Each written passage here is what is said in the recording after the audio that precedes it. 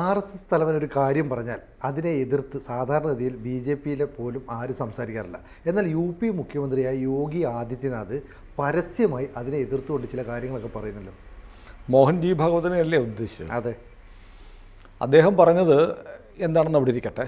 ഞാൻ യോഗി എന്താണ് പറഞ്ഞതെന്ന് പറയാം, എന്നിട്ട് നമുക്ക് ആലോചിക്കാം RSS തലവൻ പറഞ്ഞത് എതിരാണോ യോഗി പറഞ്ഞത്, ഉത്തർപ്രദേശ് മുഖ്യമന്ത്രി പറഞ്ഞത് എന്ന് നമുക്ക് നോക്കാം. അദ്ദേഹം ഇന്നലെ നടത്തിയ ദീർഘമായ ഒരു സംഭാഷണത്തിലാണ് ഈ കാര്യം പറഞ്ഞത്.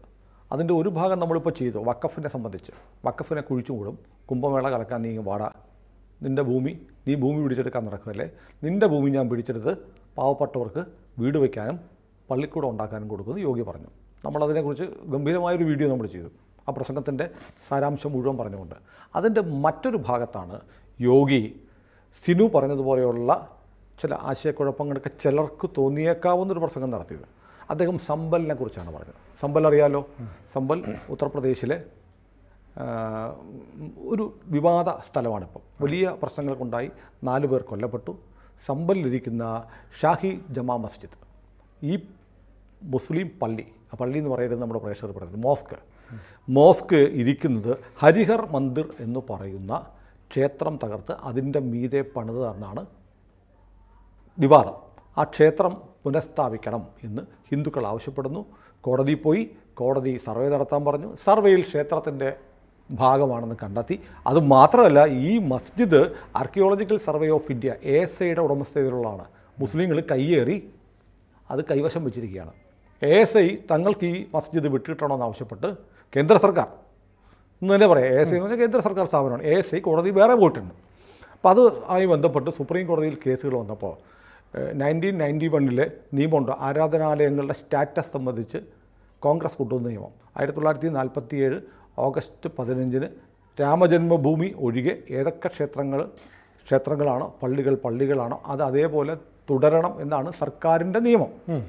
ആ നിയമം നിയമത്തെ ചോദ്യം ചെയ്തുള്ള കേസിൽ സുപ്രീം കോടതി പറഞ്ഞിരിക്കും, ഇനി ഇതിൽ തീരുമാനമാകുന്നവരെ ഇനി പുതിയ സർവേകളുണ്ടാകാൻ പാടില്ല, അത്തരം വിവാദങ്ങളുണ്ടാകാൻ പാടില്ല, കോടതികൾ ഇത്തരം കേസുകൾ സ്വീകരിക്കരുതെന്ന് പറഞ്ഞിരിക്കുകയാണ്.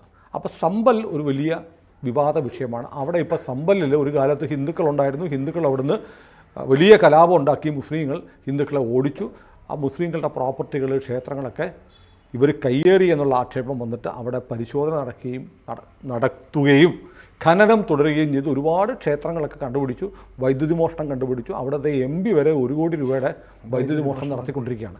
കേസുമൊക്കെ ആയിട്ട് UPയിൽ തുടരുന്നതിനിടയ്ക്കാണ് യോഗി പറയുന്നത്, യോഗി പറയുന്നത് നമ്മുടെ ഇപ്പോൾ വലിയ വിവാദമാണല്ലോ സമ്പൽ എന്ന് പറയുന്നത് ഇപ്പോൾ ശസ്ത്രക്രിയ കൊണ്ട് പരിഹരിക്കാവുന്ന ഒരു മുറിവാണ്. ഇപ്പോൾ അത് പരിഹരിച്ചില്ലെങ്കിൽ അത് ക്യാൻസറായിട്ട് മാറും. അപ്പോൾ ഇത് പരിഹരിക്കാനുള്ള ശ്രമമാണ് UP സർക്കാർ നടത്തുന്നത്. പക്ഷേ അത് പരിഹരിക്കാതെ തടസ്സപ്പെടുത്തുന്നത് ഇപ്പോൾ കോടതിയാണ്. തടസ്സപ്പെടുത്തിയാൽ അത് ക്യാൻസറായി മാറും. എന്നുവെച്ചാൽ പിന്നെ മുറിച്ചു മാറ്റേണ്ടി വരും. അതാണ് യോഗി പറഞ്ഞ ഒന്നാമത്തെ കാര്യം. പിന്നെ അത് ഹിന്ദു ക്ഷേത്രം തന്നെയാണ് സമ്പലിൽ, അത് മോസ്കാക്കി മാറ്റിയതാണ് എന്ന് യോഗി പറയുന്നു. എന്നിട്ട് യോഗി പറയുകയാണ്, ഞാൻ ഒരു മതത്തിനും എതിരല്ല, ദീർഘകാലമായി ആരാധന നടക്കുന്ന സ്ഥലങ്ങളെ ഞാൻ മാനിക്കുന്നുമുണ്ട്. ഒരുപാട് കാലമായിട്ട് നിങ്ങൾ പ്രാർത്ഥിക്കുകയാണെങ്കിൽ ഓക്കെ, പ്രാർത്ഥിച്ചോ. പക്ഷേ ഒരു സമുദായത്തിൻ്റെ ആരാധനാലയം തകർത്തിട്ട് അവിടെ വേറെ സാധനം ഉണ്ടാക്കിയതാണെന്ന് കണ്ടാൽ അതിനെ വിമർശിക്കണം, എതിർക്കണം. സമ്പലിൽ സംഭവിച്ചത് അങ്ങനെയാണ്. സമ്പലിൽ ഇസ്ലാം വൽക്കരണമാണ് നടന്നത്. അവിടെ ഉണ്ടായിരുന്ന ഒരു ക്ഷേത്രമുണ്ടായിരുന്നു. അക്ബറുടെ കാലത്ത് സമ്പലിൽ ഒരു കൽക്കി ക്ഷേത്രമുണ്ടായിരുന്നു. ആ കൽക്കി ക്ഷേത്രം തകർത്ത് മോസ്കാക്കി മാറ്റിയെന്ന് അക്ബറിൻ്റെ കാലത്ത് എഴുതിയ ഐ അക്ബർ എന്ന ചരിത്ര പുസ്തകം പറയുന്നുണ്ട്. അത് ഇപ്പോൾ എഴുതിയ പുസ്തകമല്ല, മുഗൾ കാലഘട്ടത്തിൽ തന്നെ അക്ബറിൻ്റെ ചെയ്തികൾ വിശദീകരിച്ചെഴുതിയ പുസ്തകമാണ് ഐ അക്ബർ. ആ ചരിത്ര പുസ്തകത്തിൽ പറയുന്നുണ്ട്, സമ്പലിൽ ഉണ്ടായിരുന്ന കൽക്കി ക്ഷേത്രം തകർത്തിട്ട്. കൽക്കി വിഷ്ണുവിൻ്റെ 10ാമത്തെ അവതാരമാണ്. ഹിന്ദുക്കളുടെ വിശ്വാസം എന്ന് പറയുന്നത് കൽക്കി അവതാരം ഉണ്ടാകാൻ പോകുന്നത് സമ്പലിലാണ്. അതാണ് അതിൻ്റെ പ്രധാനം. മധുരയും കാശിയും ഒക്കെ പോലെ ഇത് വളരെ പ്രധാനപ്പെട്ടതാവുന്നത് ഹിന്ദു മതവിശ്വാസം ദശാവതാരങ്ങളെ ചുറ്റിയാണ്. ഭഗവാൻ നാരായണൻ 10 രൂപത്തിൽ ഭൂമിയിൽ ജന്മം കൊണ്ട് കാലാകാലങ്ങളിൽ അദ്ദേഹത്താൽ ചുമതലയേറ്റിട്ടുള്ള ബാധ്യതയേറ്റിട്ടുള്ള കൃത്യങ്ങൾ നിർവഹിക്കുമെന്നാണല്ലോ അവതാര ലക്ഷ്യം. ആ അവതാര ലക്ഷ്യത്തിൽ 10ാമത്തെ അവതാരം സമ്പലിലുണ്ടാവും എന്ന് കരുതിയിട്ടാണ് സമ്പലിൽ അക്ബറിൻ്റെ കാലം മുതലേ എന്തുള്ളത് ഒരു ക്ഷേത്രമുണ്ടായിരുന്നു. അത് തകർത്തിരുന്നു എന്ന് അക്ബറിൻ്റെ ചരിത്രകാരൻ തന്നെ എഴുതിയ പുസ്തകമുണ്ട്. അതുകൊണ്ട് അതിന് ചരിത്രപരമായ വസ്തുത ഉണ്ട്. പിന്നെ ആ ക്ഷേത്രം പരിശോധിച്ചതിൻ്റെ റിപ്പോർട്ട് വന്നിട്ടുണ്ട്. റിപ്പോർട്ട് എൻ്റെ കയ്യിലുണ്ട്, സർവേ നടത്തിയതിൻ്റെ. അവിടെ നമ്മുടെ മതത്തിൻ്റെ, അങ്ങനെയാണ് യോഗി പറഞ്ഞത്, നമ്മുടെ മതത്തിൻ്റെ എല്ലാ അടയാളങ്ങളും തകർത്ത് കളഞ്ഞു, മൂടിക്കളഞ്ഞു. നമ്മൾ പറഞ്ഞു ആ ക്ഷേത്രത്തിൽ ഇപ്പോൾ ഉള്ള സമ്പൽ മസ്ജിദിൽ ഒരു കിണറുണ്ട്. കിണറിൻ്റെ പകുതി പള്ളിക്കകത്തും പകുതി പള്ളിക്ക് പുറത്തുള്ളത് മൂടിക്കളഞ്ഞു, തകർത്ത് കളഞ്ഞു. അവിടെ ഹിന്ദു ക്ഷേത്രത്തിൻ്റെ അടയാളങ്ങൾ ഇപ്പോഴും കാണാം. അത് തകർത്ത് കളഞ്ഞു. അതുതന്നെയാണ് യോഗി പറയുന്നത്. തകർത്ത് കളഞ്ഞു, മൂടിക്കളഞ്ഞു, കോൺക്രീറ്റ് ചെയ്തു. ആ ക്ഷേത്രത്തിൻ്റെ ചില ഭാഗങ്ങൾ കോൺക്രീറ്റ് ചെയ്തു, പ്ലാസ്റ്റർ ഓഫ് പാരീസ് കൊണ്ട് മറച്ചു. ഇനി ഇതിൻ്റെയൊക്കെ തെളിവുകൾ അവിടെ ഉണ്ടെന്ന് ആർക്കിയോളജിക്കൽ സർവേ ഓഫ് ഇന്ത്യയുടെ റിപ്പോർട്ട് പറയുന്നു. അപ്പോൾ ഹിന്ദുക്കളുടെ ക്ഷേത്രം തകർത്തതാണ്. അല്ല, നിങ്ങൾ ആരാധന ദീർഘമായി നടത്തുന്നുണ്ട്, ഞാൻ മാനിക്കുന്നുണ്ട്. പക്ഷെ നിങ്ങൾ ആരാധന നടത്തേണ്ടത് വല്ലവൻ്റെ നെഞ്ചത്ത് കയറിയിട്ടില്ല. അതാണ് യോഗി പറഞ്ഞത്. പിന്നെ മാത്രമല്ല, അതിനുശേഷം എന്ത് ചെയ്തു? 2017 വരെ നിങ്ങൾ എന്ത് ചെയ്തു? അവിടെ ഇത് പറയുന്ന ഒരു സംസ്ഥാനത്തിൻ്റെ മുഖ്യമന്ത്രിയാണെന്ന് ഓർക്കണം. BJP ഒരു നേതാവ് മാത്രമല്ല, ഒരു സംസ്ഥാനത്തിൻ്റെ മുഖ്യമന്ത്രി പറയുകയാണ്, നിങ്ങൾ മുസ്ലിമുകളെ, നിങ്ങൾ അവിടെ ഉണ്ടായിരുന്ന സമ്പൽ പ്രദേശത്തുണ്ടായിരുന്ന ഹിന്ദുക്കളെ വലിയ കലാപങ്ങൾ നടത്തി അവിടെ ഒന്ന് ഓടിച്ചു. നമ്മൾ പറഞ്ഞിട്ടില്ലേ, ഹരിവംശിലാലിൻ്റെ കഥയൊക്കെ പറഞ്ഞു. ഹരിവംശിലാൽ അവിടുത്തെ ഒരു കച്ചവടക്കാരനായിരുന്നു. കലാപം പൊട്ടിപ്പുറപ്പെട്ടു എന്ന് പുള്ളി അറിഞ്ഞു. പുള്ളി പറഞ്ഞു, കലാപമോ? അയ്യോ, അവിടുത്തെ മുസ്ലിങ്ങൾ മുഴുവൻ എൻ്റെ സുഹൃത്തുക്കളാണല്ലോ, ഞാൻ ചെന്ന് ഈ കലാപം അവസാനിപ്പിക്കാം എന്ന് പറഞ്ഞ് അവിടെ ചെന്ന ഹരിവംശിലാലിനെ പിടിച്ചു നിർത്തി ആദ്യം അദ്ദേഹത്തിൻ്റെ കൈവെട്ടിയിട്ട് പറഞ്ഞു, നീ ഈ കൈ കൊണ്ടല്ലേ മുസ്ലിമുകളുടെ പണം വാങ്ങുന്നത്, നിൻ്റെ കൈവെട്ടി. 2 കൈകളും വെട്ടി, 2 കാലുകളും വെട്ടി, ഒടുവിൽ ശിരസ് വെട്ടി ഹരിവംശിലാലിനെ കൊന്നുകളഞ്ഞു. ഹരിവംശിലാൽ തലേന്ന് വരെ സഹായിച്ചു കൊണ്ടിരുന്ന പ്രിയപ്പെട്ട മുസ്ലിം സുഹൃത്തുക്കളാണ്. ഞാൻ ചെന്നാൽ അവർ കേൾക്കും, എനിക്ക് ഈ കലാപം അമർച്ച ചെയ്യാൻ പറ്റും, അവസാനിപ്പിക്കാൻ കഴിയും എന്ന് പറഞ്ഞു എന്ന അദ്ദേഹത്തിൻ്റെ ആത്മസുഹൃത്തുക്കളാണ് കൊന്നത്. അതുകൂടാതെ അദ്ദേഹം പറഞ്ഞു, അദ്ദേഹത്തിൻ്റെ ബന്ധുക്കളായ ഏതാണ്ട് 16ഓളം ആളുകളോട് പറഞ്ഞു, നിങ്ങളൊന്നും പേടിക്കണ്ട, എൻ്റെ വീട് അവിടെ കിടപ്പുണ്ട്, എൻ്റെ വീട്ടിൽ വന്ന് താമസിച്ചോ, കലാപം ഉണ്ടായപ്പോൾ അവിടെ വന്ന് താമസിക്കാൻ പറഞ്ഞു.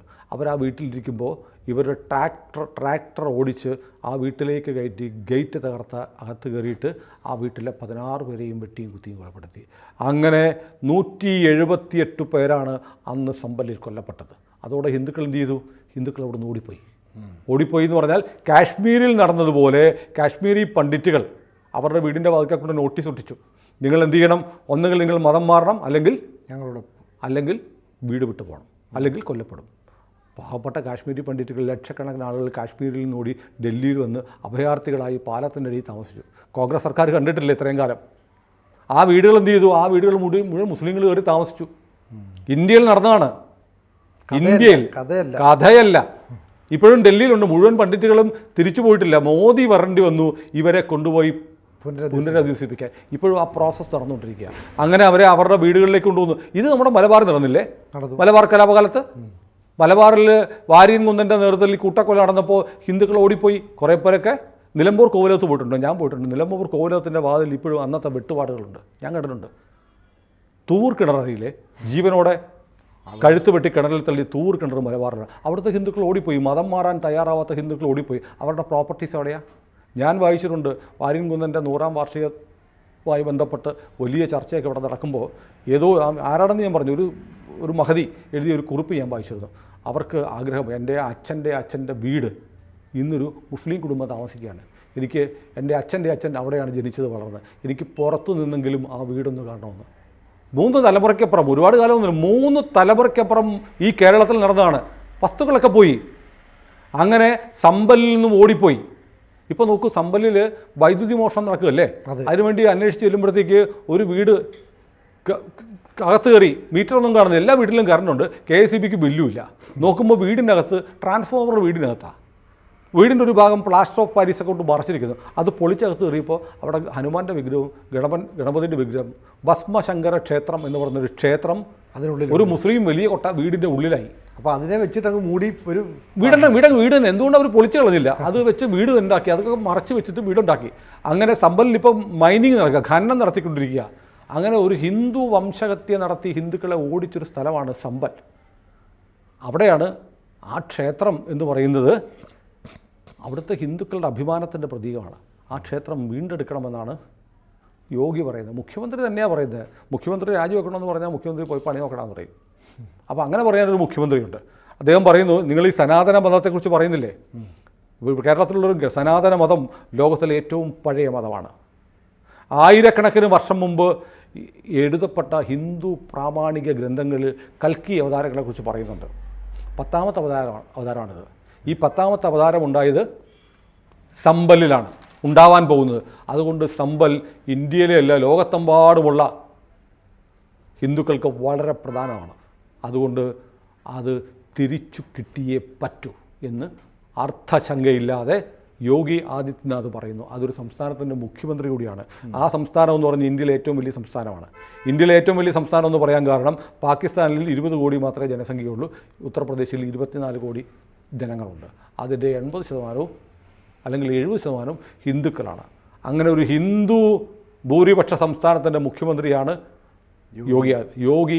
ഒരു അർത്ഥശങ്കയുമില്ലാതെ ക്ലാരിറ്റിയോടെ പറയുന്നു, സമ്പൽ ഹിന്ദുക്കൾക്ക് വേണം, അത് തകർക്കപ്പെട്ട ക്ഷേത്രമാണ്, അതിൻ്റെ കാര്യത്തിൽ വിട്ടുവീഴ്ചയില്ല എന്ന് യോഗി ആദിത്യനാഥ് പറഞ്ഞിരിക്കുന്നു. അദ്ദേഹം വേറൊന്നുകൂടെ പറയുന്നു, അതേ ഇന്ത്യയിലെ ഹിന്ദുക്കളുടെ ചരിത്ര സംസ്കാരത്തിന് 5000 വർഷത്തിനപ്പുറം ചരിത്രമുണ്ട്, ഡോക്യുമെൻറ്റ്സ് ഉണ്ട്. ഇതിന് 500 വർഷം പോലും ഇല്ലടേ നിൻ്റെയൊക്കെ ചരിത്രം. അതുകൊണ്ട് സമ്പലിൻ്റെ കാര്യത്തിൽ ഒരു വിട്ടുവീഴ്ചയില്ല എന്ന് വീണ്ടും യോഗി പറയുന്നു. ഞാനിനി സിനുവിൻ്റെ ആദ്യത്തെ ചോദ്യത്തിലേക്ക് വരാം.